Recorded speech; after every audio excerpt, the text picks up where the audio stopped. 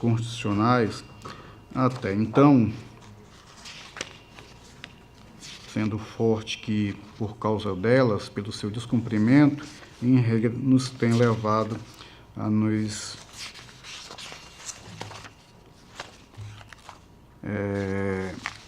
a entendermos pela reprovação das contas. No caso aqui, houve duas situações em que eu entendi também, como em todos os processos em que trago o voto nesse sentido, houve o descumprimento do limite quanto à numeração dos funcionários do magistério, Fundef, evidentemente, até por dever de lealdade processual, é bom que eu informe a Vossa Excelência que o limite, temos um patamar mínimo.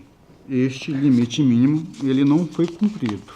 Apesar do valor percentual e até em valores absolutos ser irrisório, não houve o cumprimento mínimo. E essa aplicação foi da ordem de 59,99% do mínimo de 60%. E o valor absoluto seria de cerca de R$ 50, aqui arredondados, 49,99. E também houve o descumprimento do teto constitucional quanto ao repasse do 10º. Em sendo assim, houve a receita efetivamente arrecadada em 2001 no valor de R$ 1.800.000.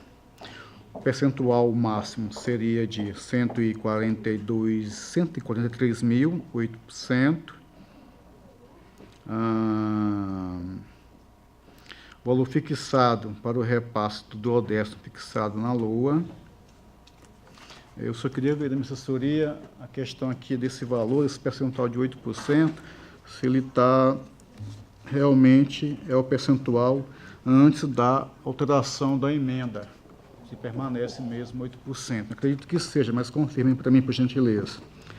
O valor fixado para o repasse do 10º na LOA foi de 179 mil, ou seja, já houve uma situação aqui de descumprimento constitucional, onde o limite foi extrapolado em mais de 10 pontos percentuais. Embora o valor do repasse do 10º tenha figurado na ordem de 167 mil, aqui ainda acima do teto constitucional de 8%, perfazendo assim um total de 9,38%, tendo o repasse sido efetuado a maior do que o permitido pela Constituição em 1,38%, e isso em valores dá cerca de R$ 24.500. Excelências, os outros controles aqui foram feitos e a municipalidade cumpriu educação, saúde, houve análise da despesa com pessoal também no limite posto. Temos aquela questão ainda da questão dos instrumentos de transferência da gestão fiscal, mas que não são meritórios para aprovação, pelo menos no meu sentir, nestes autos. Isso tudo só não foi encaminhado ao Tribunal, o RGF, do 2º semestre, inclusive em pesquisas outras, em outros lugares oficiais, também demonstra que não foram encaminhados para tais órgãos. O sistema de controle interno também não houve a emissão ou encaminhamento, relatório certificado, parecer de controle interno, apesar de regra desde 88, 89, ou até a mais recente aqui de 94, que deve se aplicar também aos gestores municipais. Traço algumas recomendações aqui de praxes, obedecer às exigências legais, simetricamente, das Constituições do Estado de Alagoas, elaborar de forma adequada, observando a legislação aplicável às demonstrações contábeis e fiscais, encaminhar documentos comprobatórios das transações ocorridas, comprovar mediante documentos próprios os saldos bancários contabilizados, dar tratamento adequadas de caixa, cumprir rigorosamente os limites mínimos e máximos constitucionais, adotar providências contra a elaboração do relatório do controle interno, atender. Também aqui eu quero, no item 37.7, fazer uma adequação, adotar providências quanto à elaboração das manifestações do controle interno. Manifestação, faltou a palavra. Atender às diligências e decisões advindas da Corte. Isso porque o gestor, apesar de notificado, sancionado e novamente notificado, não se manifestou nos autos, tendo sido informado a ele que, se assim procedesse, as prestações de contas seriam julgadas no estado em que se encontrasse, é o que fazemos nesse momento. Esse é o meu voto, senhor presidente. Que se julgue, que se emita parecer prévio, recomendando a reprovação e rejeição das contas do gestor de Campestre, Evásio Oliveira Lins, exercício 2002, pelo descumprimento do limite mínimo do Fundef e limite máximo constitucional de transferência de do-10 no Poder Legislativo Municipal. Remeter cópia ao gestor, encaminhar cópia do parecer do processo ao Câmara de Vereadores, para, na forma do artigo 160 regimental, nos comunique a respeito do julgamento, evidenciar ao Poder Legislativo, ao atual gestor, das recomendações postas, informá-lo da possibilidade de recursar, publicizar a decisão e retornar o processo ao gabinete após cumpridos os dispositivos acima, senhor presidente. A palavra do Ministério Público. Senhor presidente, o processo ele é de 2003, mas por ser um processo que é o carro-chefe do tribunal, não é à toa que essa competência está no inciso 1 das nossas competências constitucionais. Eu não posso deixar de dizer algumas palavras. O Ministério Público ouviu atentamente, embora não tenha ofertado parecer escrito, ouviu atentamente o voto do conselheiro, como de sempre, um voto muito técnico, muito bom, e o Ministério Público entende que o caso é de rejeição pelos motivos expostos no referido voto. Tem discussão para discutir? Senhor presidente, Conselheiro Rodrigo. eu tenho algumas divergências com relação ao relator, também com relação ao Ministério Público de Contas. Eu, todavia, gostaria de alguns esclarecimentos quanto ao repasse que foi feito pelo Poder Executivo à Câmara Municipal, que também é um ponto de controle nas minhas prestações de contas, mas gostaria de compreender melhor como foi feito o cálculo por parte do conselheiro, do gabinete do conselheiro relator, se ele considerou na base de cálculo por exemplo, verbas que são receitas tributárias propriamente ditas, as taxas, né? E eu posteriormente posso explicar por que o motivo da minha dúvida.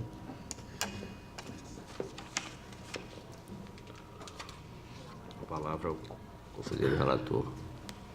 Excelência, neste processo, o cálculo foi feito da seguinte forma.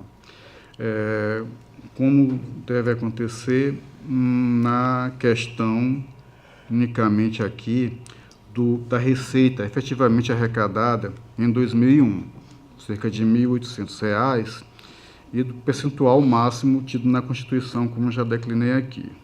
Então, assim, nós calculamos que o valor fixado para o repasse do 10º, fixado nesta lei, conforme parâmetros constitucionais, seria no valor, percentual de 8% de R$ 142 mil, que equivaleria a 8%, que é o teto. O valor fixado para repasse do 10º na LOA, independente dessa discriminação, foi da ordem de 179 mil. Aí, já extrapolando para 10%, o percentual máximo, que na verdade é apenas 8%. Então, após isso, a modificação orçamentária, através da abertura de créditos adicionais, o orçamento, ou a previsão do repasse para o 10º, passou para R$ 182,5 R$ majorando ainda mais o percentual, que era de 8, passou para 10,06 e agora, de forma simplificada falando, 10,24. O valor do repasse efetivo do duodécimo à Câmara foi na ordem de 167. Não entramos na discriminação da sua composição, mas dos valores presentes na análise da prestação de conta, sendo que esse valor de 167 mil correspondeu a 9,38 isto é, R$ 24.500 a mais, ou cerca de 1,38%, além do percentual máximo permitido pela Constituição Federal. É nesse sentido, senhor relator, não adentramos na questão da sua composição, mas apenas do que existe de informações na demonstração contábil do exercício anterior e daquilo que está fixado na lei orgânica e efetivamente repassado ao Poder Legislativo. É exatamente isso daí. Se a gente tem como 167 mil seria o valor máximo, né, pela aplicação do percentual de 8% em cima das receitas. 142. Perdão, R$142 mil. É constitucional.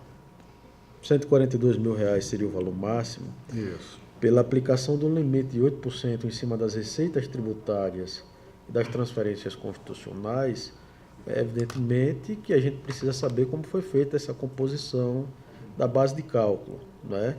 E aí, se a gente inclui o valor das taxas ou se a gente inclui o valor da arrecadação, do produto da arrecadação das taxas, a gente vai ter um valor máximo diferenciado, diferente, né? A base vai estar A base ela vai estar ampliada ou minorada, né? E a gente teria um valor, a depender da metodologia utilizada, um valor diferente que pode ser encontrado por Vossa Excelência ou por qualquer outro conselheiro. Eu digo isso porque numa consulta mais recente, formulada ao Tribunal de Contas pela Câmara Municipal de Barra de São Miguel, relatada pelo conselheiro Anselmo, foi decidido que as taxas elas não deveriam ser incluídas na base de cálculo desse repasse. Essa é uma questão polêmica que, creio eu, não está devidamente amadurecida pelo tribunal e precisa ser rediscutida através dos seus instrumentos. Taxas, contribuição de melhoria. Contribuição de melhoria, concordo. Contribuição, perdão, COSIP, que não existia à época, concordo não ser incluída na base de cálculo, contribuição previdenciária, mas por outros argumentos, né? Todavia, as taxas, o produto da arrecadação das taxas e da contribuição de melhoria, por se caracterizarem propriamente receita tributária para a Lei 4.320, eu entendo que devem fazer parte da base de cálculo, né?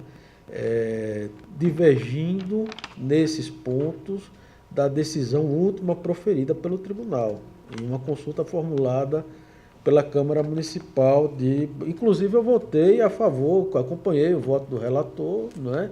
Mas amadurecendo, evoluindo. Não, excelência, salvo engano, eu tinha essa posição, mas eu fui vencido, inclusive, num processo do conselheiro Sérgio, que eu desconsiderava taxas, contribuição de melhoria, eu fui vencido nisso, e hoje é o que predomina, que entra na base de cálculo. Não. Eu tenho certeza, eu li recentemente o último voto relatado por Vossa Excelência, taxas, contribuições de melhoria não entrariam na base de cálculo, né? Mas a gente está tratando aqui especificamente de uma prestação de contas de 2002. Mesmo porque, excelência, tem a resolução normativa 1 de 2005, que é 2002, que eu não sei, foi regulamentada posteriormente, eu acho que até então inclui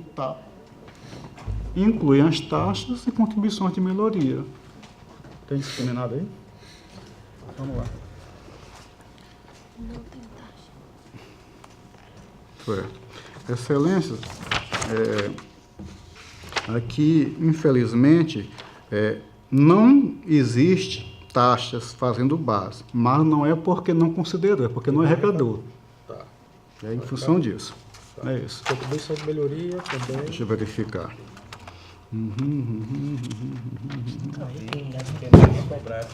Aí que não tem. Deixa eu verificar. Aqui é o demonstrativo da receita orçada com arrecadada, anexo 10 da 4320. Constante, aqui só veio as folhas 44 a 46, a 40 e... Tá, 45, 46, as folhas, terminando as folhas 47, constante dos autos. Esse é do ano anterior. Tá, da base, não, tá da base de cálculo, claro, porque aí tem que ter base de cálculo do ano anterior. Não consta daqui, mas foi feita a pesquisa via sistema, ou solicitamos cópia deste anexo. E sendo assim, não há taxa, e assim como também não há nada de arrecadação da questão de realização de obras públicas. Tendo assim só as transferências normais das cotas partes municipais, senhor relator. Ok. Encerrada a discussão, coloco em votação. Como vota o conselheiro Rodrigo? Senhor presidente, eu estou acompanhando o relator, porém estou discordando parcialmente do voto dele primeiro com relação ao Fundef. Acho que o valor correspondente a R$ 49,00, ele não seria motivo para justificar a rejeição das contas em virtude da não aplicação de uma quantia ínfima no limite mínimo da remuneração dos profissionais da educação, dos professores. O segundo ponto que eu gostaria só de esclarecer, eu estou acompanhando em parte o relator nesse aspecto, existe em um primeiro momento uma lei inconstitucional, né? Uma lei que fixa o valor do repasse no limite acima do limite máximo estabelecido pela Constituição. E, para mim, essa antinomia ela se resolve da seguinte forma: a lei editada ela é inconstitucional no limite que exceder aquele percentual máximo estabelecido pela Constituição, né? Sem maiores repercussões para o gestor, desde que ele execute o seu orçamento dentro daquele percentual, né? Porém, eu concordo com o conselheiro Anselmo que no momento em que ele extrapola o limite, em que ele passa a executar o seu orçamento extrapolando aquele limite constitucional, ele sim está descumprindo um ponto de controle desse tribunal, e em razão disso eu estou acompanhando neste aspecto o voto do conselheiro Anselmo para rejeitar as contas de governo. Se me permite só mais esclarecimento, que em outros votos eu sempre trago algum sancionamento ou encaminhamento por FUNCONTAS para que ele se ocupe ou de alguma informação que não enviou, ou do anexo fiscal, essas coisas. Embora nós tenhamos encontrado algumas inconsistências, mas é que eu só reavivo a questão do artigo 63 da LRF. Como a conta é de 2002, os municípios teriam aquele prazo de 5 anos para começar a fazê-lo. Como não tinha essa obrigação, nós ficamos aí de mãos atadas para tomar esse procedimento. Que é a sua esclarecimento que eu quero fazer, senhor. Como vota o conselheiro Sérgio? Senhor presidente, também ouvi atentamente a relatoria desse processo e quero dizer que eu observei que o processo, por exemplo, o gestor, à época, é um processo de 2002. Quer dizer, a gente tem que voltar no tempo aí cerca de 16 anos, pelo menos 15 anos. Isso já é o bastante para que a gente traga algumas ponderações com relação ao exame dessas contas. Bem, eu percebi que o gestor não incorreu em déficit orçamentário. O gestor aplicou o mínimo em manutenção e desenvolvimento do ensino. O gestor aplicou o mínimo constitucional também em ações e serviços públicos de saúde. Com relação aos limites exigidos na Lei de Responsabilidade Fiscal, ele também não ultrapassou aqueles limites com relação à despesa pessoal. Claro, ele, com relação ao gasto exigido na lei que, ou melhor, está na Constituição, dos 60% para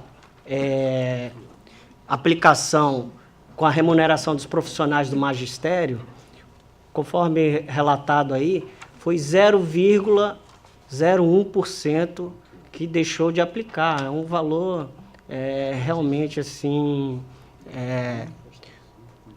materialmente que pode ser relevado aí nesse caso. Então é um valor ínfimo, né, como disse o conselheiro Rodrigo Cavalcante. Então também eu entendo que pode ser desconsiderado aí. Então ele de fato ali as restrições que são graves, reputo grave, porque descumpre norma constitucional que determina o repasse de percentual mínimo da receita verificado no exercício anterior para o Poder Legislativo, né? Tem outras restrições também que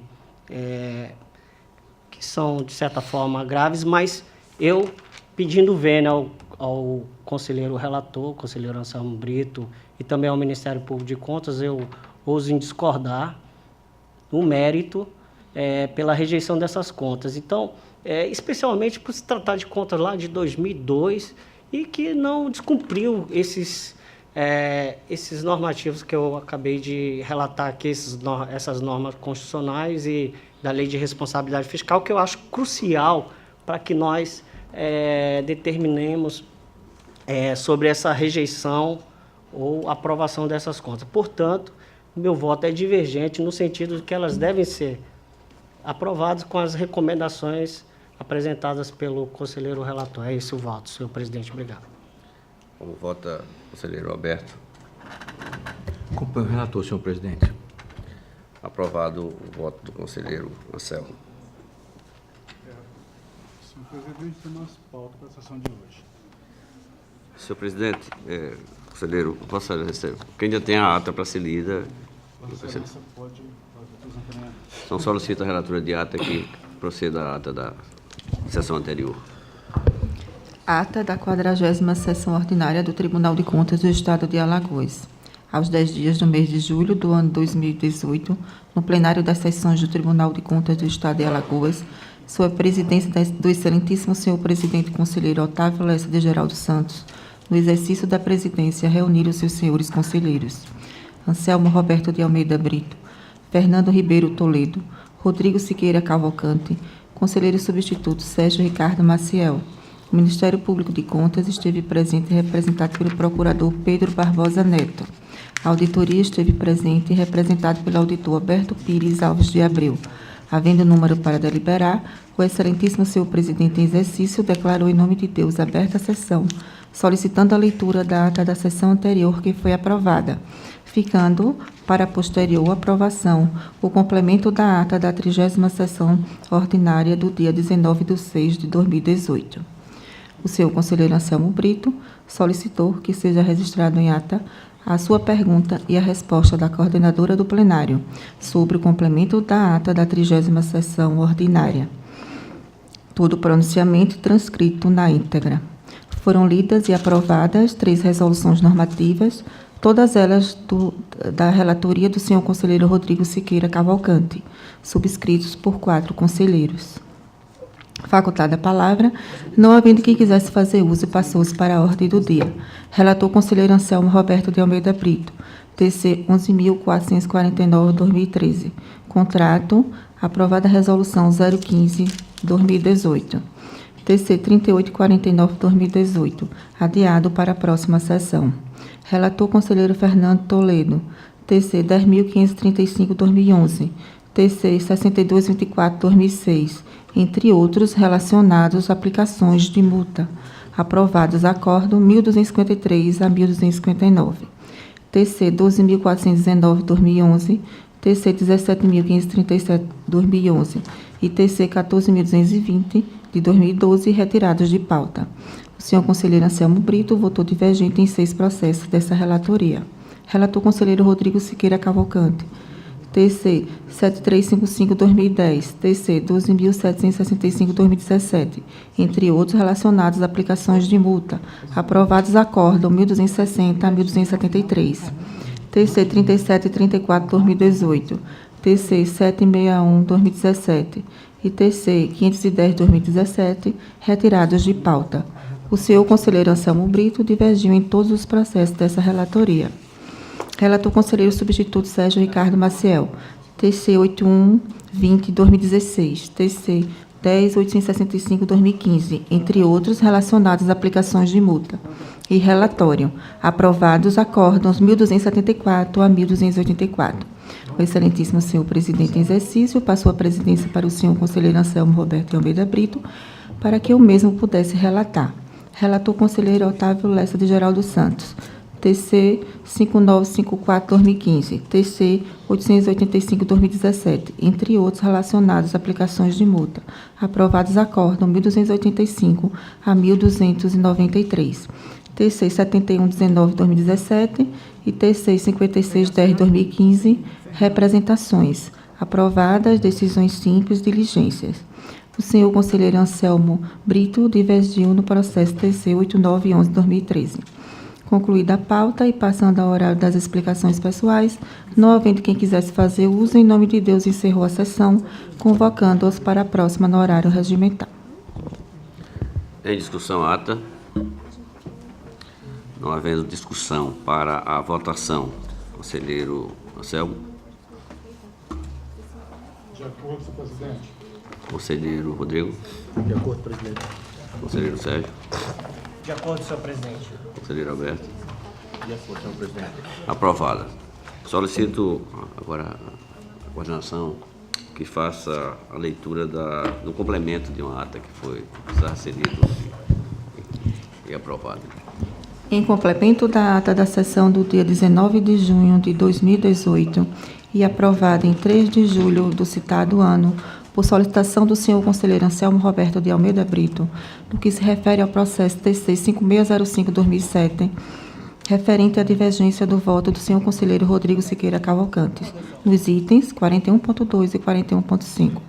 O senhor conselheiro Rodrigo Siqueira, em seu voto, disse: divijo no que se refere a alguns encaminhamentos acessórios do parecer prévio, como, por exemplo, o item 41.2, em que o relator aplica a multa no valor de 50 UPFAOs. Pelo descumprimento de diligência, eu estou votando no sentido de determinar o FUNCONTAS que abra processo.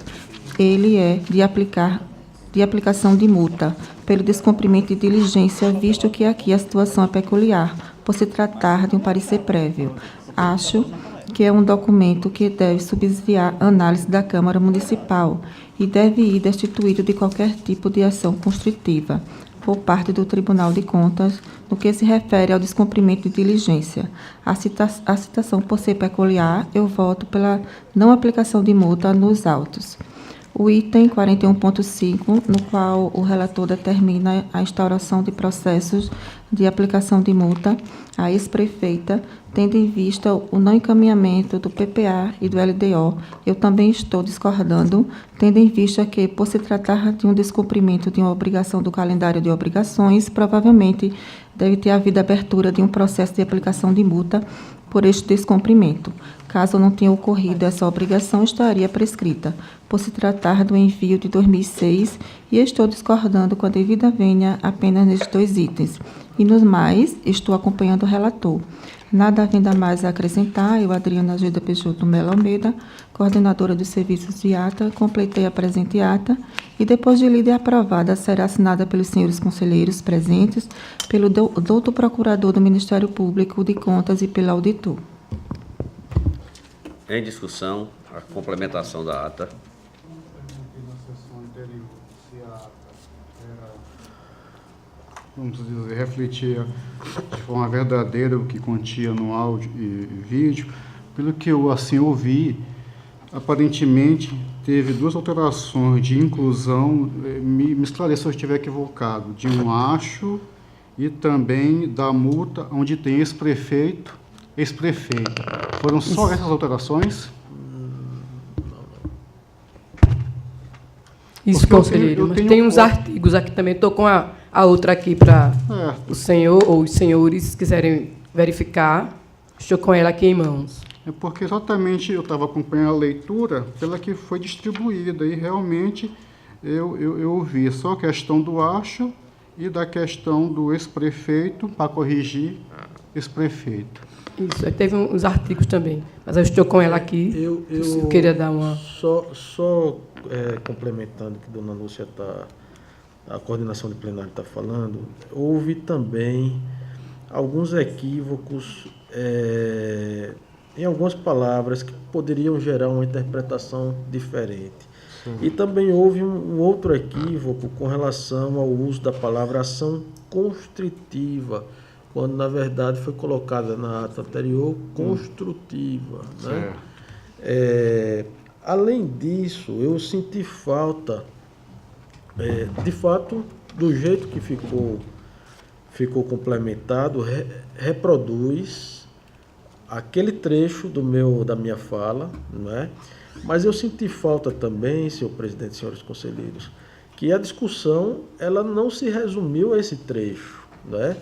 Em seguida, houve uma manifestação do Procurador-Geral, doutor Enio, posteriormente uma manifestação do Conselho. Isso tudo relacionado ao tema que estava sendo abordado na discussão. Uma manifestação do conselheiro Anselmo, que não está na ata, tá?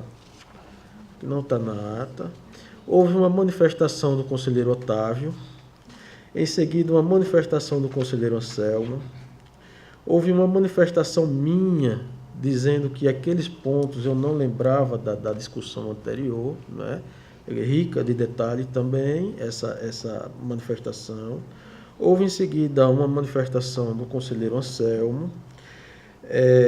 Eu me manifestei, quer dizer, logo após. O conselheiro Otávio fez uma pergunta a mim a respeito, logo em seguida, sobre a forma de aplicação da prescrição por parte desse conselheiro. Eu expliquei, né, como é que eu faço essa análise de aplicação.